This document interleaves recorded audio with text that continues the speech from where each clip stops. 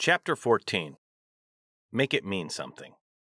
Finding meaning and motivation in your job.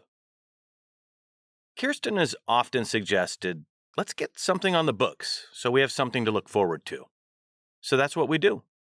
Maybe it's a day trip or a date night or a 1-night, 2-day vacation an hour away from our home or a sporting event. We like to have something to look forward to because it helps us if we're having a tough week at work. We have a great thing to focus on. Day trips are plentiful on the West Coast, so I know a lot of people who will make plans for their day off and head to the beach to swim or chill, the mountains to hike, the desert to relax. It sure helps when you're giving so much in your job and you need a little me time to relax and recharge. Having something to look forward to helps people get through some of those tougher days at work. Hopefully you are lucky and the intrinsic duties of the job motivate and excite you. But if they don't, you certainly aren't alone. It's important to ask yourself, why are you doing this job? Maybe it's as simple as, I need to buy groceries, pay rent, pay tuition, or have some spending cash. Most of us do our jobs to pay bills. But if you can start to layer in other reasons, you may find yourself feeling a little more positive about your job. I've met a lot of young professionals who put themselves into counter-style jobs because they know it will force them to get better at speaking in front of people. The 2-minute interaction shouldn't be a daunting situation, and yet you will get used to it when you're speaking in front of people and engaging with guests. Personally, I've always enjoyed the job because I like to meet new people. It was a great way to make friends and interact with people from different walks of life. I've had a lot of different jobs in hospitality, and I'm still friends with people from all those businesses. Working with different teams has always improved my social life when I've moved to a new area or was at a transitional point in my life. Learning about people will always help you in your own pursuits.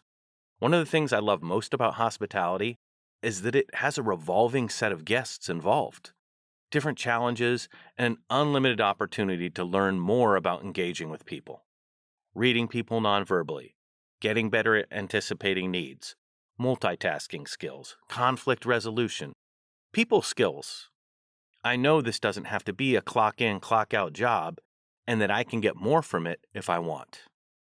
You're not always going to feel the passion to be of service. I won't lie.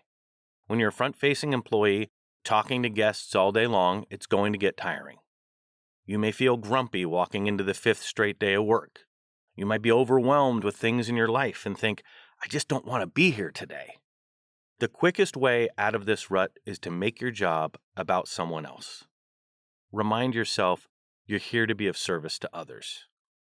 I'm going to make somebody feel better than when they walked in my door. If you're just simply trying to do that one task, you will have a much more engaging time and fewer boring moments at work. I'm always amazed at the chipper coffee server in our neighborhood at 5:30 a.m. And I'm more amazed that that same person is chipper when I come back for my afternoon coffee at 12:30 p.m. If you absolutely hate your job, your boss is very mean, and you're disconnected from your coworkers, it's going to be a tall order to find great meaning in that situation. It's certainly not going to be a good situation for guests to walk into. I've seen it many, many times. I've walked into a cafe or coffee spot, and it seems like none of the workers are happy to be there.